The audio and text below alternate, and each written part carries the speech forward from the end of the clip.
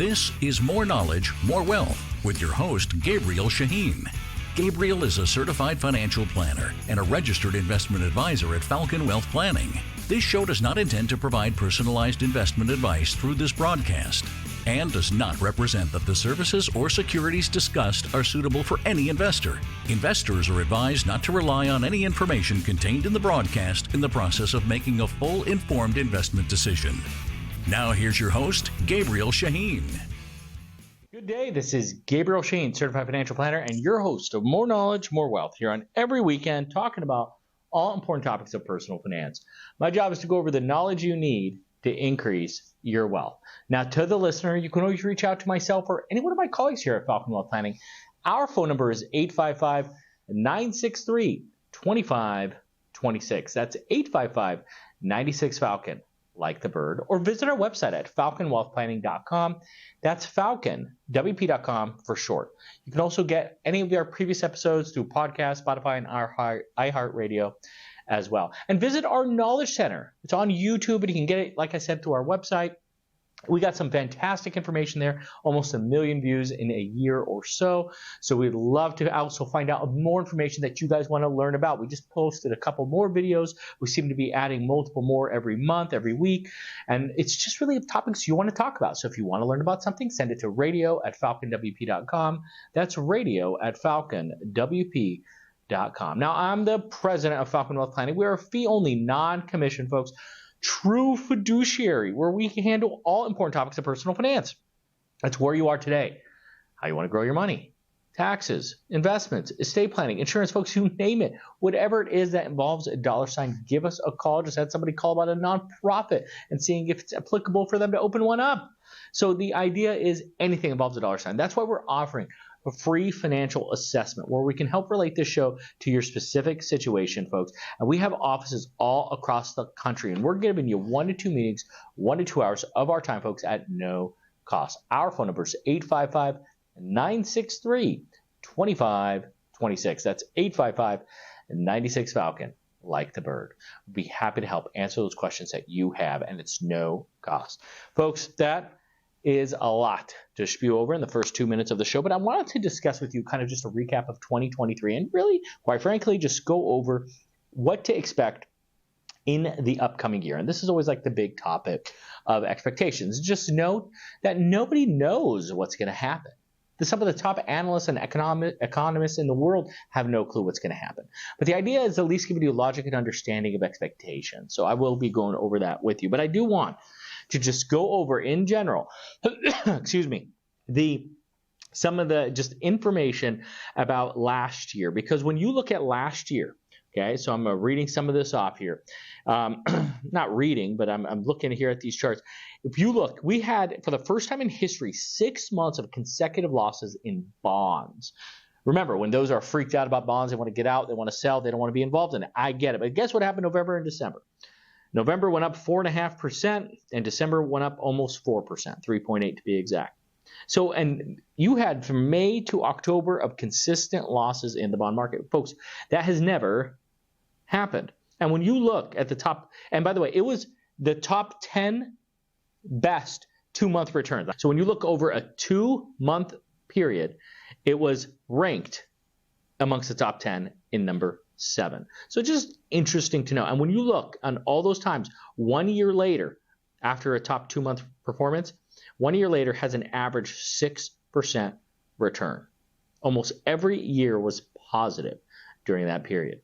So outside of the 80s with hyperinflation and so on. So on the contrary, we're actually peaking out on inflation. What it looks like, especially with our Fed saying they're going to be making some big rate cuts coming up here. Now, just important to know, last year in general was better than average. The bond market did 5.5% on average since 1926 to 2023. Bond market did 5%. So just important to note. It's only had 1 year ever where it lost over 10%. That was in 2022.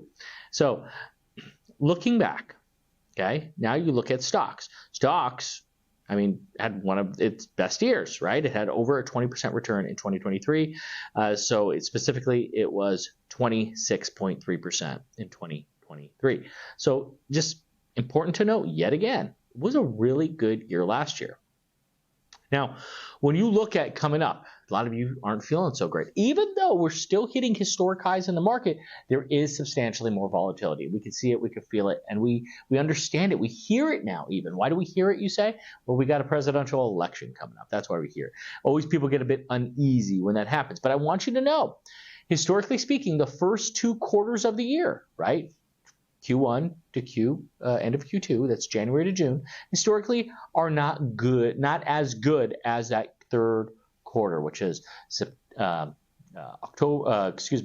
July, August, September. That historically has by far the best returns as you're leading up to the primaries. By the way, folks, if you're just joining me, you're listening to Gabriel Shahin, Certified Financial Planner, and your host of More Knowledge, More Wealth here on every weekend. And we're talking about all important topics of personal finance. And today we're just talking about how the markets acted for last year and also just discussing what it's going to look like coming up for this year here in 2024 with the presidential election year. Historically, Q1 is the worst. Q2 is the second worst. Q3 is better. It's historically twice the return. Where 1.3% in Q1, 1.5% in Q2, 3.3% in Q4, and in Q3, as I was saying, from July to September, 6.2%. So it's substantially much better, historically speaking, since 1926. So, yet again, that has no guarantee what's going to happen, right? If that's the case, you sell everything now and rebuy in July, but that would be foolish because nobody knows. You get what I'm saying? So, but when you look at just performance, yet again, in general, when you look at the performance following peak inflation, over 12 months later, the stock market averages 18% plus returns and almost 7% returns on the bond side. And so when you look at the cumulative return from June of 22 to December of 2023, we've already had 30% returns in the stock market. So yet again, peak inflation, we can argue, is now. And so we still, historically speaking, of course, looking for positivity coming. The only time that didn't happen was June of 2028 when it was the Great Recession. So when you also look at what's going on, just kind of highlighting what's currently happening right now, investment portfolios are just completely out of whack. How do you know that? Because when you look at a normal allocation in a portfolio, right now, we have roughly 20% in cash, where historically speaking, people keep about 5%. Investment portfolios keep maybe 1 to 2%. And so right now, at about 20% is in cash of people's portfolios. Now, why is that important to note? Because money market fund returns fell from its high of 5% in March of 2001 to less than 2% in just July of 2002. And by the way, same thing happened in the Great Recession of 2008. Fell from 4% in October of 2007 to less than 2% in January 2009. On average, 15 months for rates to fall under 2%. So don't get so excited what's going on here. That's what the market is trying to tell you. And there's a reason. This is also part of the reason. They call this monetary policy. Part of the reason why governments get in place lower rates, so people say, well, I can't just be happy with my 5% anymore. They have to deploy that money somewhere. What do? They either infuse it into the economy. They buy real estate. What do most people do? They buy stocks. So they put their money into something that can make them money. What does it do from a supply and demand point of view? It helps the economy. It stimulates the economy. It raises rates. It raises the stock valuations when people are buying into them. Why? Because you can get a dividend paying you 2% versus a stock or a money market paying you less than that, not including the appreciation. So obviously there's no guarantees of that. But the logic here is we do have too much invested in cash, money markets, and so on. So just beware. Because right now we have the same amount in bonds and assets right now from an allocation amongst our people, amongst our investors. Now, not here at Falcon Wealth, but individual investors when you look at what they're doing. And that's just not good. This is, of course, sourced through Morningstar, the information I'm sharing with you. But this, when you look at historical, when those are equal, bonds do very, very well. Remember, what happens to bonds when interest rates go down? Bond prices go up.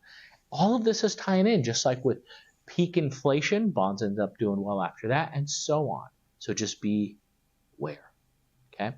Now, here's the thing. A lot of you are kind of taking a look at this and trying to structure what you're doing because you're happy right now with your 4.5% at Ally Bank or Amex or Capital One 360, whatever it may be. And understanding that your portfolio may be outweighted. It might be in the Magnificent Seven. It may be heavily tech focused. It may be in other specific indices that are not diversified. Folks, this is the time to have allocation towards them and take a look at what you're doing, folks. Give us a call. We're offering a free financial assessment where we'll give you 1 to 2 meetings, 1 to 2 hours of our time at no cost. It doesn't matter where you're located. We can help as we got offices all over. Give us a call, folks. Our phone number, 855-963-2526. That's 855-96-FALCON, like the bird, where we can help put together an assessment for you and answer those questions that you have and take a look at things you could be doing better. Because so many times people do it backwards, completely backwards. Right now, some people are not happy with the volatility of what's going on and want to wait until after the elections and go into cash, only for cash rates, money market rates, to drop while the market rate increases, especially closer it gets to the election, as you've seen historically speaking. It's so backwards. You should be putting your money to work always. As Warren Buffett says, don't ever mix politics and investing. It's wrong. Yes, there is political risk to a portfolio, but it doesn't affect long-term in somebody in your situation in a capitalistic focused way of investing. People get it wrong all the time. I'm here to say it. Focus on getting it right. By getting it right, you have to understand how markets work. Folks, if you need help, give us a call. We're going to go on a quick break. When we come back, we're going to talk more about outlooks and just diversification in general, because a lot of people did very well by investing in the past year and 5 years and 10 years, and others did not. But I want you to know, with staying disciplined, that in general will, I don't want to say guarantee, but it will give you the highest probability of success. Folks, we're going to take a quick break and we'll be right back after a few words. This is Gabriel Shahin, Certified Financial Planner, your host of More Knowledge, More Wealth. That's on every weekend. We're going over all important topics of personal finance. We're going over retirement planning, making sure you're prepared for retirement, Social Security and strategies, real estate, taxes, avoiding them now and in the future, investments, reducing fees, commissions, and so on, insurance, and estate planning. Folks, we are offering a free financial assessment that you could take advantage of. We have offices all across Southern California, including the Inland Empire. Give us a call to take advantage. Our phone number is 855-963-2526. That's 855-96-FALCON, like the bird, or visit our website, falconwealthplanning.com. That's falconwp.com for short. Enjoy the show. We look forward to serving you. Welcome back, folks. This is Gabriel Shahin, Certified Financial Planner, and your host of More Knowledge, More Wealth, here on every weekend, talking about all important topics of personal finance. So my job today is just to go over kind of what happened last year. Last year was a great year in the stock market, really good year in the bond market, and so on. And it's just like, what are you doing about it? Because a lot of people just follow the wave of whatever's on the TV. So they're feeling we're going into an election year. They want to go in cash. They want to stay there. Why not? It's earning 5%. Who cares if the bond market, it did 5.5% last year? Because the money market, arguably risk-free, is earning 5%. So like, who cares, right? You don't have to worry about volatility. Well, the idea is also take a look at your situation and what's going to be good long term, because historically speaking, money market rates fall fast within a 15-month period. And our federal government said they are looking to reduce rates between 1 to 1.5% in 2024. What does this mean for bonds? It means they go up, historically speaking. But I mean, here's the thing. In general, we've been seeing a lot more people just investing in U.S. stocks, which I don't blame them. They've been doing really, really well. When you look at how it's been doing from 2009 to 2019, that 10, 11-year period has outperformed a diversified portfolio. Now, when you look at in 2021, a diversified portfolio did well because it lost less. 2023, the S&P 500 did better by almost 10% better than the diversified portfolio. But when you stretch out the total return over a 24-year period, assuming you had roughly 60% in stocks and 40% in bonds, and it was diversified between U.S. and international and large caps, mid caps, and so on, Still, a globally diversified portfolio outdid the S&P 500 directly. Instead of it started with 100,000, ended with 490,000, you would end with 491,000. What's my point of all this? Well, you don't have to go through the whole hoo-ha of losing a bunch of money during the tech wreck, during 2008, and even during the COVID crash, even though it rebounded quickly. So just be careful of how you invest in falling returns. That's all I'm here to say. Diversification still feels good because you don't lose as much when others are crashing. These are the things you have to take into consideration when you build your portfolio. Where are you in your life cycle? Like, quite frankly, me, I'm diversified, but I don't have bonds. I'm 100% invested in the stock market outside of some cash that I have because I run a business, right? Have some other things going on where cash is important, but the investment stock portfolio is 100% equity focused. And diversification is key in that, with international, with US, with large, with mid, with small, and so on. Not having just everything in those magnificent 7 stocks. These are the things you have to take into consideration on your end. Now, here I want to start twisting and turning here, just talking about what 2024 looks like. Here, you're ready for like the big finale here of the New York Fed model, what they're thinking is going to happen, what the top economists are saying is going to happen in 2024. This is interesting because the top economists are saying, okay, get ready. There is a 50% chance of us going into a recession. Like, you can't make this up. Like, really? Thank you. 50-50 chance. So a coin has a better chance than you, or an equal chance as you? Did I really need you to tell me there's a 50% chance of a recession? Like, what a crock. You get what I'm saying? It's ironic. It's funny because Q1 is always, for the most part, less productive, less sales than Q4. Why? Because everybody was spending so much money in Q4 for traveling, for holidays, and year ends. Now, Q1, right, it's a new quarter, typically is less. All right, so definition of a recession outside of unemployment and so on is 2 quarters of negative GDP. Q2 is typically very important to see what goes on and what the trends are doing. If it's continuing to decline, that is what I'm now going to call a silent recession outside of the true definition being a recession. Another thing is the outlook and forecast is looking for inflation, right? We had inflation, crazy inflation numbers. Historically speaking, the past few years, we've had almost double-digit inflation the past few years. This upcoming year, where our government's target is always 2%, this year we're looking at about 2.6% inflation for the Federal Reserve. So we are looking between 2.5 to 2.6 is what they're thinking, and that's very realistic, especially with the reducing of rates that they're looking to do and the stability that we have seen in oil prices, in costs in general in retail and food and so on. So it's funny because you're actually seeing those increases like catch up now.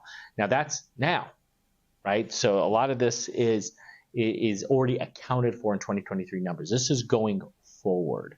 Remember that, okay? So short-term rates, here's the interesting part, right? Because somewhere between 5 and 6, 25 basis points, which is 0.25% rate cuts in 2024, meaning there could be some cuts and rates below 4% within the next 12 months. Now, when I say that, we're not talking about mortgage prices, folks. Okay, we're talking about Fed fund rates, as Fed fund rates were in the 5s and still are in the 5s. So it's very, very possible we can see by the end of the year it's under 4. So this impacts multiple different things, whether it's normal financing, whether it's for a car, whether it's bank-to-bank borrowing, whether it's profitability, or people on margin or pledged asset lines or other type of assets.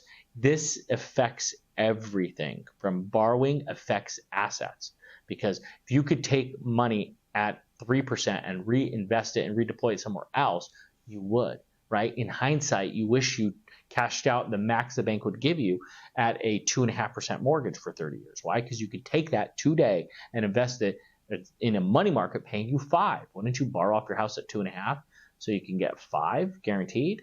Absolutely. I wish I could do that. If they gave me a 30-year bond at 5%, I would do that, right? Because you're consistently making 2.5% a year. So rates play an important part of being smart with money. They call this in the financial industry arbitrage. By the way, folks, if you're just joining me, you're listening to Gabriel Shahin, Certified Financial Planner, and your host of More Knowledge, More Wealth here on every weekend, talking about all important topics of personal finance.